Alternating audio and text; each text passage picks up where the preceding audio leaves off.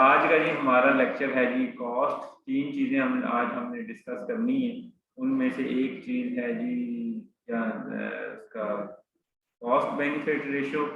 Cost benefit ratio ये है कि आपका खर्चा कितने का है और उससे आपको मुनाफा कितना है, अराउंड बोल। ठीक है। इसके बाद है foraging component. Foraging component Honey की जाती है बाहर अपने छत्ते से, तो क्या लेके आती है। ठीक है। और कौन कौन से कंपोनेंट यानी कि कलेक्ट करती है, और फिर उन कंपोनेंट से बनाती क्या चीज़ है।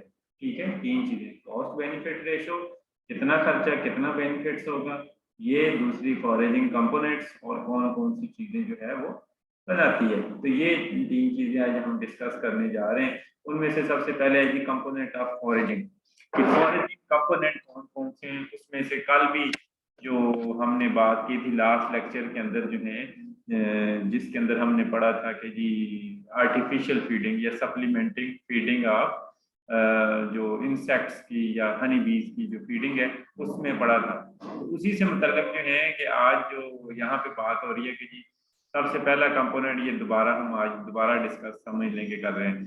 तो उसमें से सबसे पहला कंपोनेंट है जी पोलन। ये पोलन मैंने बताया था कि ये कहाँ से मिलता है, ये फूलों से। ठीक है। और इस पोलन एक्चुअली क्या होता है कि फीमेल, ये मेल पार्ट होता है। ठीक है। इसके अंदर जो है, और ये स्टेमन के अंदर होते हैं, और ये एक पॉडरी नुमा स्ट्रक्चर है, और इसने एक्चुअली मेल पार्ट है, मेल गमीटोफाइट है, जिसने फीमेल गमीटोफाइट को फर्टिलाइज करना होता है। जो स्टिग्मा और ओवरी में जाके वहां पे सीड बनते हैं, अल्टीमेटली फ्रूट बनता है। तो ये वो पार्ट है। तो ये जो है फूल इकट्ठे करने, और ये पॉलन जो है, पॉलन को हनी बी कलेक्ट कैसे करके आती है, ये जो है उनको अपनी पॉलन बास्केट के ऊपर, जो इनकी सबसे पिछली लेग्स होती हैं, दो लेग्स होती हैं दोनों साइडों के ऊपर, उनके ऊपर पॉलन बास्केट बनी हुई है। तो ये अपनी बास्केट को फिल करती रहती है।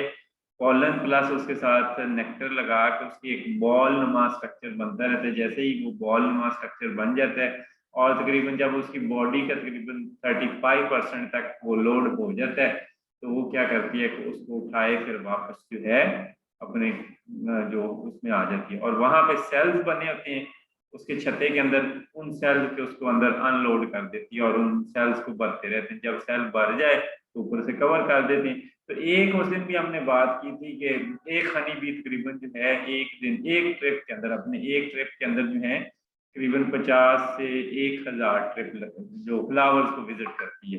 ठीक है। और पॉलिनेशन भी करती है। और उसमें से क्या है, मैंने बताया था कि जो है एक ट्रिप कितने तकरीबन 30 मिनट से लेके 14 4 आवर्स का होता है, 4 आवर्स का होता है। तो ये तकरीबन एक दिन में 6 7 से लेके 10 13 14 टूर लगाती है। तो ये अराउंड अबाउट कम से कम भी लगाए ना तो 2000 फिलहाल आम तौर पे ये विजिट कर लेती है, और आम तौर पे उनको पॉलिनेट कर लेती है। इससे ज्यादा भी विजिट कर सकती है। मगर एक फॉरेजिंग हनी बी, ये उस दिन हमने बात की थी कि एक दिन में कितने ट्रिप लगाती है, 14, और एक ट्रिप में कम से कम 50 फूल तो करके आती है। ठीक है। अगर राउंड अबाउट 10 भी लगाए तो 10 को 50 से ज़रूर कर दे, तकरीबन 5000 के राउंड अबाउट बनते हैं। तो ये ट्रिप डिपेंड करता है कि तो राउंड अबाउट उसने हमने बात की थी कि कम से कम भी लगाएं तो 2000 फूलों को एक हनी बी जो है विजिट करके आती है। और अगर एक पूरा छत्ता हो, छत्ता मीन एक जिसके अंदर 25,000 25 से 30,000 में पड़ा था कि बीज होती है, तो वो एक दिन में क्या लें कि इन 10 ट्रिप्स के अंदर वो 250 मिलियन फ्लावर्स को विजिट, तो कितनी एफिशिएंसी है। तो ये जहाँ पॉलिनेट करती हैं, मेल पार्ट को फीमेल पार्ट तक पहुंचाती हैं, फर्टिलाइज करवाती हैं, पॉलिनेशन करवाती हैं, उसके साथ साथ इसी पॉलन को ये अपने एज ए प्रोटीन सोर्स के तौर पे भी यूज करती हैं, यानी कि इसको खाती भी हैं। इसका बनाती है, इसके साथ नेक्टर को मिला के तो बनाती है बी ब्रेड, और वो बी ब्रेड एक्चुअली खुराक है हनी बीज की, जिसको ये यूज करती है। दूसरा कंपोनेंट है नेक्टर, जिससे एक्चुअली एनर्जी मिलती है।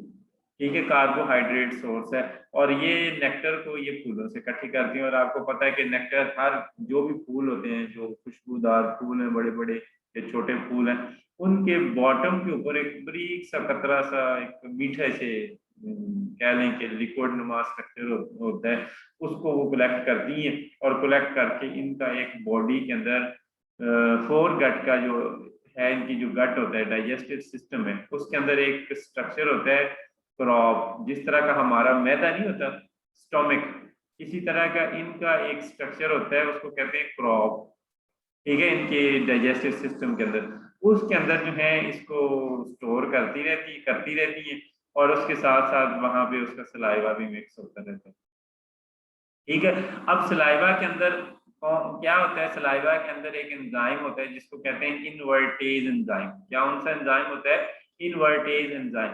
तो ये इनवर्टेज एंजाइम जब ये जो सुक्रोज के ऊपर लगता है, इसके अंदर ज्यादातर सुक्रोज ही होती है, ये जो मीठा लिक्विड मिलता है ना, उसको फूलों से कलेक्ट करती है जिसको हम नेक्टर कहते हैं, उसके अंदर मोस्टली सुक्रोज होती है।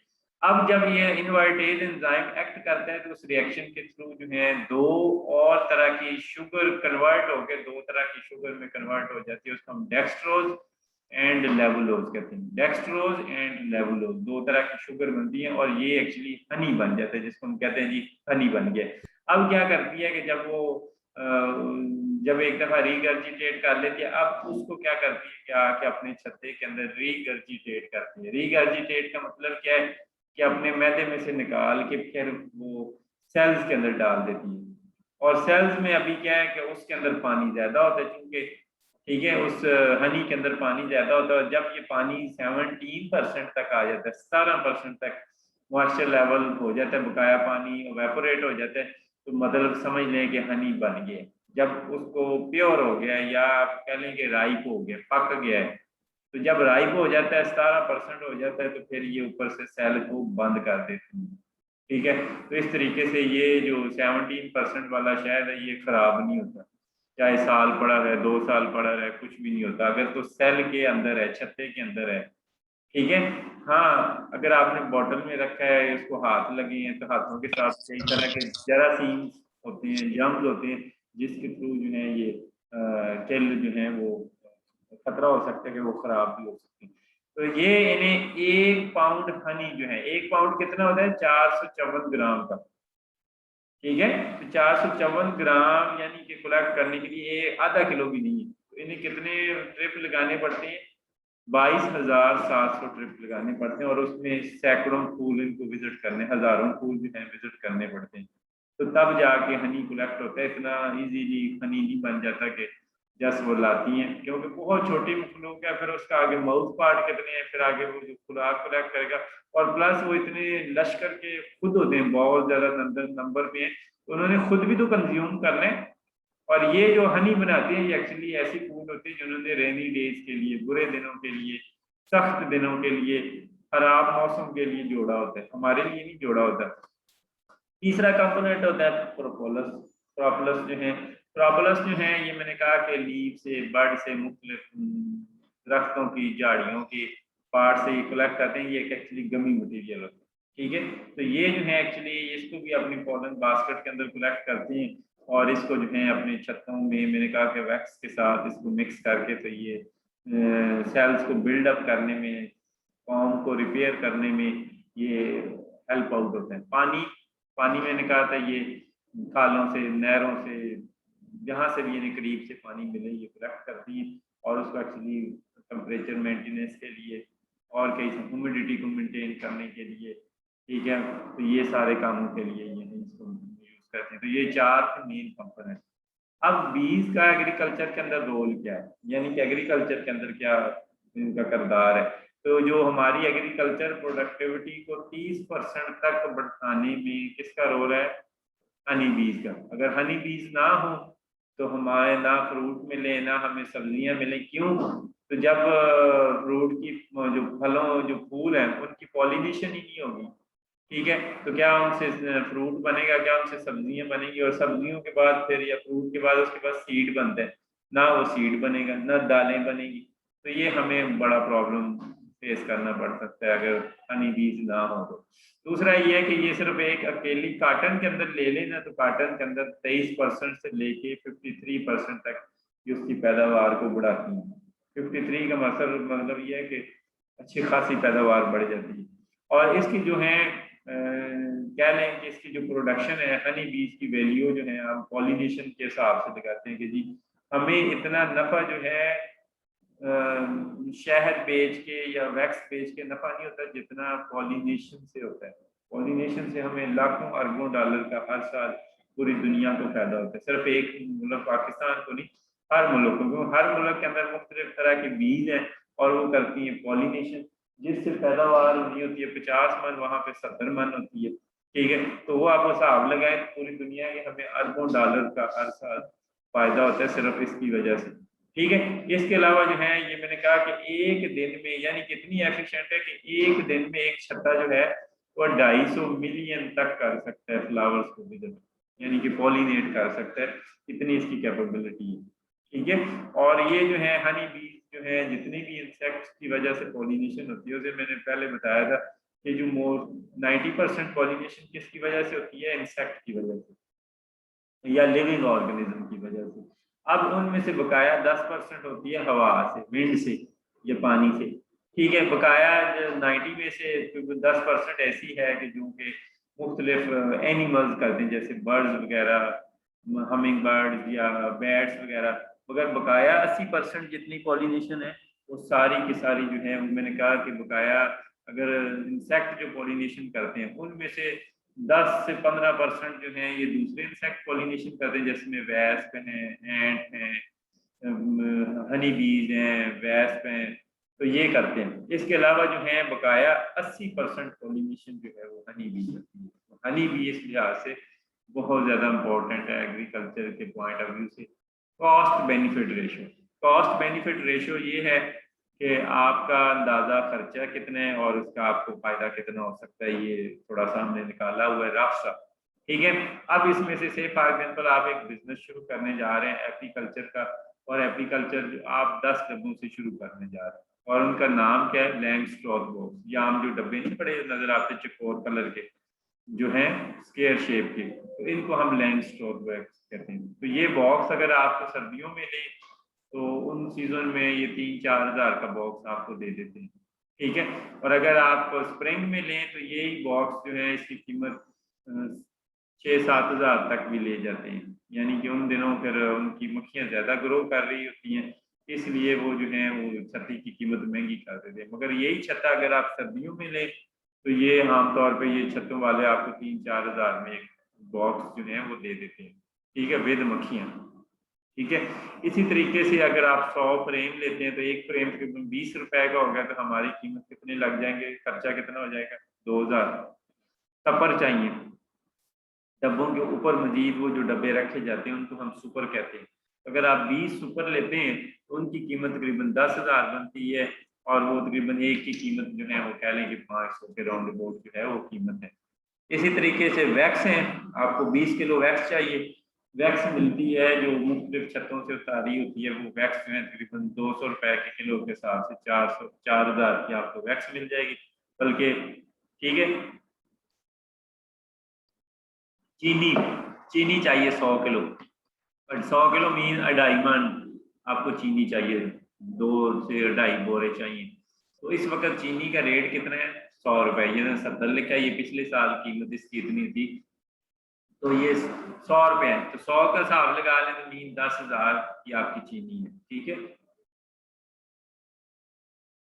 10,000 की चीनी चाहिए आपको। ठीक है, ट्रांसपोर्टेशन के 500 का खर्चा है कि इधर उधर लेके जाने हैं। इक्विपमेंट जो है वो तकरीबन 500 का इक्विपमेंट लग जाएगा आपका। मिसलीनियस छोटा मोटा खर्चा 200 रुपया, और ये तकरीबन जो है बनता है 67,000। इसमें 3 ये 7 के बजाय 10 बने हमारे चीनी के रेट, क्योंकि आजकल ज़्यादा हैं, तो ये आप चले लगा लें 70,000। ठीक है, 70,200 रुपया है। ठीक है, अब क्या है, आपके पास 10 कॉलोनी है, और जो है आपको तकरीबन 10 कॉलोनी में से कह लें कि एक कॉलोनी में से राउंड अबाउट इसने लगाया है कि 200 किलोग्राम शहद लगाया है। ठीक है, और 200 किलोग्राम जो है वो एक्चुअली शहद आराम से निकल आता है 10 कॉलोनियों में से पूरे साल में से। ठीक है, और ये शहद कितने का बन गया अगर 500 के हिसाब से, मगर आजकल जो है एग्जैक्ट कहीं भी शहद जो है आपको 800 से 1000 रुपए से कम नहीं मिलता। 8 माड़े से माड़ा शहद भी है ना, तो 800-900 से कम नहीं है। ठीक है, तो अब अगर उसको 800 को कर दें, आप हिसाब लगाएं, अगर आपके पास 800 है, तो 800 को हिसाब लगाएं कितना बन गया आपका। ये मैं एक कैलकुलेटर पे लिख के देखता हूँ कितने हैं जी, एक सेकंड। ये हो गया जी 800 मल्टीप्लाई बाई 200, 800 मल्टीप्लाई बाई 200, ये बन गया 1,60,000। ठीक है, 1,60,000 बन गया। 60,000 में आप ऐड कर लें, ये तकरीबन 10 किलो 10-20 स्वाम बने। 10-20 स्वाम का मतलब है कि 10 आपके नए डब्बे बन गए। जब मौसम बहार आता है तो हनी बीज जो है ग्रो करती हैं, उनकी तादाद बढ़ जाती है। ठीक है, और फिर आपको उन्हीं एक डब्बों को स्प्लिट करके 2-2 डब्बे बनाने पड़ते हैं। तो वो एक्चुअली जो है या स्वाम उड़ के जाता है तो फिर आपको उसको नए डब्बे के अंदर जो है वो सेटल करना पड़ता है। तो एक स्वाम तकरीबन 3,000 का उमीन एक कॉलोनी है, एक बॉक्स है सवाए डब्बे के। तो उसको साथ में आपने डब्बे पहले लिए हुए हैं, ये 20 सुपर जो है। ठीक है, और प्लस में तकरीबन ये 10 कॉलोनियाँ बनती हैं, तो ये खर्चा हो गया आपका तकरीबन 30,000 आपका जो है वो हो गया। अब आ गया, इसके बाद आ गया 40 क्वीन। आपने क्वीन भी बेचनी है। क्वीन जो उसने आपको मुख्तलिफ तरीके सिखाए हैं कि क्वीन कैसे बनाई जाती है। तो क्वीन जो है कई सारे लोग आपसे खरीदते हैं, जो स्पेशली ऐसे लोग जो नया काम कर रहे होते हैं, उन्हें क्वीन बनाने का अंदाजा नहीं होता कि कैसे क्वीन बनाई जाती है, क्या क्या रिक्वायरमेंट है, क्या क्या तरीके हैं जो आपको सिखाएं।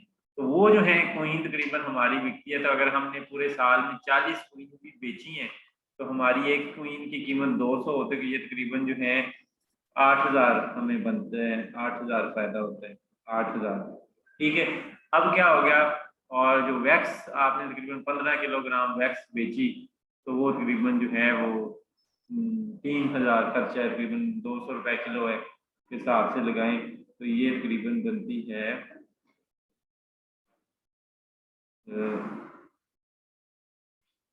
ये 3,000 इसका बन गया। ठीक है, ये बन गया 2,01,000। ठीक है, कितना बन गया आपका 2,01,000 आपका जो टोटल आपका जो इनकम है। ठीक है, अब इसमें से ये यहाँ पे 1,41,000 है। तो ये मैंने कहा कि शायद इस वक्त माड़े से माड़ा शायद भी 800 रुपए से नहीं बिकता, इसलिए हमने रेट इसका यहाँ पे करके लगा दिया। तो आपके पास बनता है 2,01,000।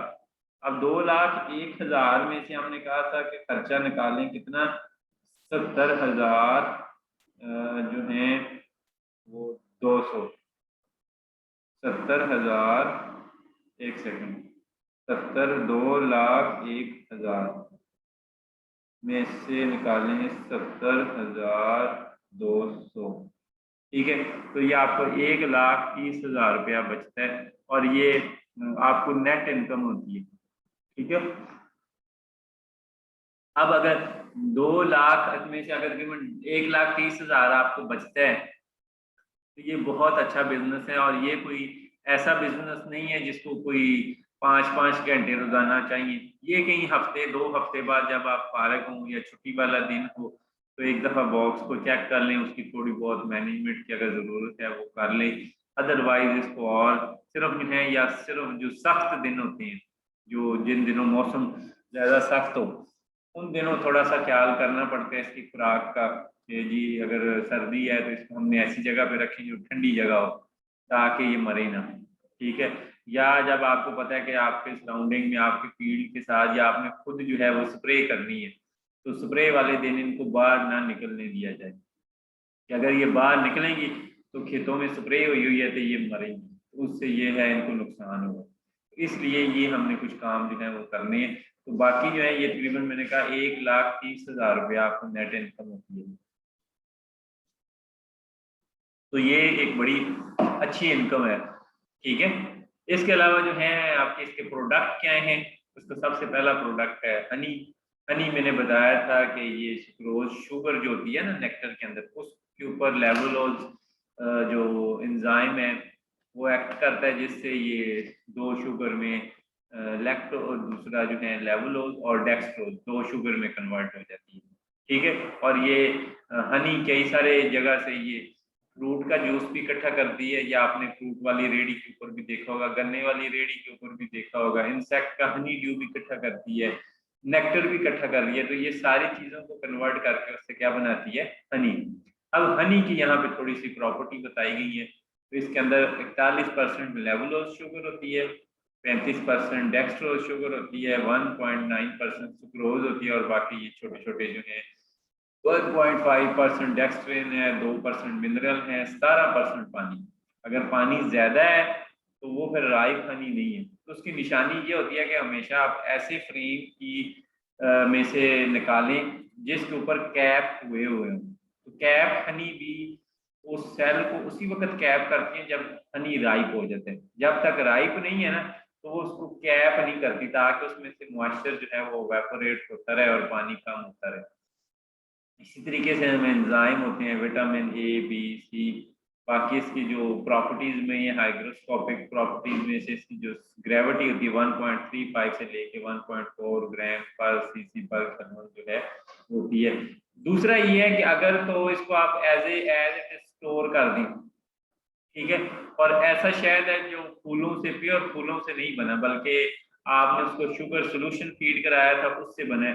तो इस तरह का अगर हनी है तो वो क्या होता है, जब 24 डिग्री से टेम्परेचर नीचे आता है, स्पेशली सर्दियों में जब टेम्परेचर नीचे आता है, तो हनी क्या होता है कि वो नीचे जो इसके अंदर डेक्सट्रोज शुगर है हनी के अंदर, वो क्रिस्टलाइज हो जाती है और नीचे बैठ जाती है।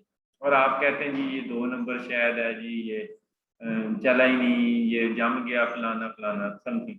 इसका हल क्या है कि अगर आप चाहते हैं कि वो शहद जमे ना, तो वो उसका हल ये है कि जब आप हनी को स्टोर करने लगे तो उसको जो है 64 डिग्री सेल्सियस तक उसको जो है वो हीट कर लें। जब उसको हीट कर लेंगे, अब आप स्टोर करेंगे भी 24 से नीचे भी आएगा तो ये जमेगा नहीं। तो ये एक तरीका होता है। दूसरा होता है बी वैक्स। बी वैक्स पैदा करती है, ये मैंने कहा था कि जो बीज की बॉडी की निचली साइड पे जो अब्डोमेन के चौथे से लेके 7वां सेगमेंट होता है, यानी कि ये देखिए चौथे से लेके 7वें सेगमेंट तक जो निचली तरफ इसके जो बॉडी सेगमेंट है अब्डोमेन के ऊपर, ये क्या करते हैं कि ये जो है इनमें से वैक्स क्रिएट होते हैं। और ये वैक्स अपनी उम्र में करती किस वक्त है, जब इसकी उम्र 14 दिन की हो जाती है, और 14वें दिन से लेके 18वें दिन तक ये इसका काम सिर्फ वैक्स क्रिएट करना है, रॉयल जेली एंड वैक्स। ठीक है, और ये वैक्स करती क्या है कि ये वैक्स से अपने आप को या अपनी बॉडी को फिल कर लेती है हनी से।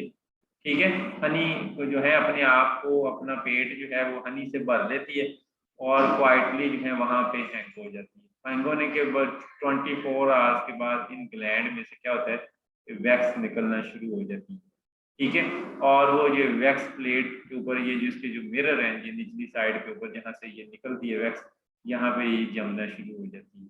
ठीक है, तो ये तकरीबन 1 किलो वैक्स बनाने के लिए हनी को, यानी कि वैक्स इसको 1 किलो वैक्स बनाने के लिए तकरीबन 7 से 15 किलोग्राम तक शहद जो है वो पीना पड़ता है। ठीक है, यानी कि मैंने आपको बताया कि इसमें हनी बी ने 1 किलो वैक्स बनानी है। ठीक है, तो इस वैक्स के लिए इसे 7 से 15 किलोग्राम शहद पीना पड़ेगा। जब पिएगी, हजम करेगी, तो फिर वैक्स पैदा करेगी 1 किलोग्राम। ठीक है, और इसमें से ने कहा कि ऐसा एपिस डॉर्सेटा का जो जो डूमना मक्खी है उसके अगर 10 फ्रेम हो, 10 कॉम्ब हो, ठीक है, तो वो तकरीबन 2.5 पाउंड तकरीबन 2.5 किलो के राउंड बोर्ड, 2.5 पाउंड होता है तकरीबन 1.5 किलो, 1.5 किलो के राउंड बोर्ड जो है वो वैक्स पैदा कर सकता है। तो जो डूमना मक्खी की वैक्स होती है उसको हम जेडा वैक्स कहते हैं। ठीक है, तो इसको हम सोलर वैक्स एक्सट्रैक्टर के थ्रू या हॉट वाटर प्रेस के थ्रू इसको मेल्ट कर सकते हैं, और इसका मेल्टिंग जो टेम्परेचर होता है वो तकरीबन क्या लें कि 62 से लेके 65 डिग्री सेल्सियस यहाँ पे आके ये मेल्ट हो जाती है। ठीक है, इसके अलावा इसकी ग्रेविटी कितनी है, 0.95% से लेके 0.97% तक होती है। और इसके अंदर होता क्या क्या है, इसके अंदर 72% अल्काइल एस्टर होते हैं अब फैट्स के, यानी कि मोस्टली ये फैट होती है, और वैक्स एसिड के। और 13 से 13.5 पर फ्री वैक्स एसिड होते हैं, 12 से 12 पॉइंट पर हाइड्रोकार्बन, 1.1% जो है वो फैटी एसिड, 0.6% लेक्टेन लैक्टोन, और ये इस तरह का इनसॉल्युबल वाटर। और ये सारी चीजें जो है पानी के अंदर क्या है, इनसॉल्युबल है। इसके अलावा तीसरा इसका प्रोडक्ट है प्रोपलस।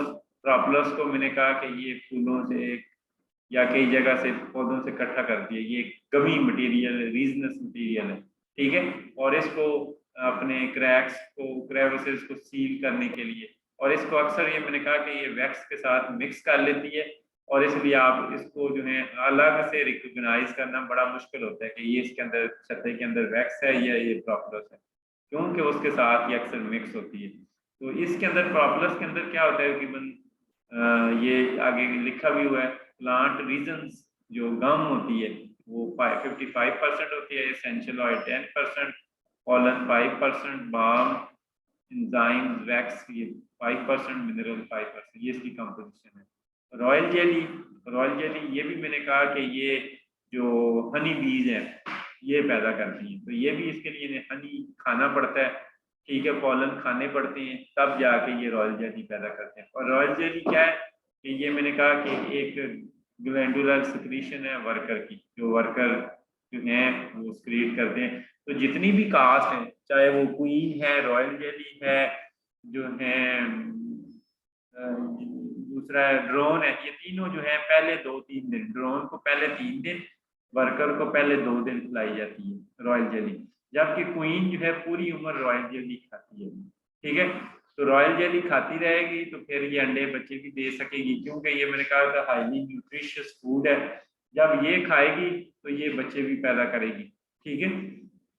तो ये तकरीबन इसके कह लें कि रॉयल जेली हमें एक क्वीन से कह लें या एक क्वीन सेल से तकरीबन 100 मिलीग्राम तक रॉयल जेली मिलती है, यानी कि एक सेल से या कह लें कि एक क्वीन सेल से, वो सेल इसके बड़े बड़े डूम लाइक सेल होते हैं, तो मैंने कहा कि एक सेल से तकरीबन 100 मिलीग्राम मिलती है। तो इस तरीके से ये बहुत महंगी होती है, इसको हम जो है स्टैंडर्ड, इसके लिए एक वैक्यूम पंप भी मिलता है या स्टैंडर्ड जेली स्पून मिलती है, उसके थ्रू सेल में से निकालते हैं, ठीक है। और ये जो है यानी कि इतनी न्यूट्रिशियस फूड है कि अगर किसी भी वर्कर को खिला दें, किसी भी लार्वे को खिला दें, तो एक तो उसका साइज बड़ा हो जाता है, दूसरा वो वर्कर की निस्बत वो क्वीन जो है 20 गुना ज्यादा लंबे अरसे के लिए जिंदा रहती है। वर्कर की लाइफ कितनी होती है? 2 महीने। वर्कर की लाइफ कितनी होती है? 2 महीने। अगर उसी वर्कर को आपने स्टार्ट से ही लार्वल स्टेज में रॉयल जेली खिला दी, यानी कि वो क्वीन बन गई, तो क्वीन जो है वो 4 से 5 साल तक जिंदा रहती है। कहाँ 2 महीने उम्र और कहाँ जो है 4 से 5 साल, बड़ा फर्क है, तकरीबन 20 टाइम तक उसकी उम्र जो है वो बढ़ जाती है। रॉयल जेली में होता क्या है? मोस्टली तो पानी ही होता है 67%, 12.5% क्रूड प्रोटीन होती है, जिसमें मुख्तलिफ अमाइनो एसिड होते हैं और बड़े इंपॉर्टेंट किस्म के, और उसमें से 11% सिंपल शुगर्स होती हैं और 5% फैटी एसिड होती हैं, और इसके अलावा इसमें बड़ी सारी चीज़ें होती हैं, इसमें एंजाइम होते हैं, एंटीबैक्टीरियल एंटीबायोटिक कंपोनेंट होते हैं, पैंथोथोनिक एसिड होता है, विटामिन B5 होता है, विटामिन बी होता है, ट्रेस अमाउंट सी, और इसके अलावा जो है vitamin A, D, E, K, यानी कि बेशुमार चीज़ें होती हैं, जिसकी वजह से समझ लें कि रॉयल जेली एक बड़ा ही न्यूट्रिशियस किस्म का हाईली जो अच्छी किस्म की फूड है, ठीक है। तो ये आज का हमारा लेक्चर है, और ये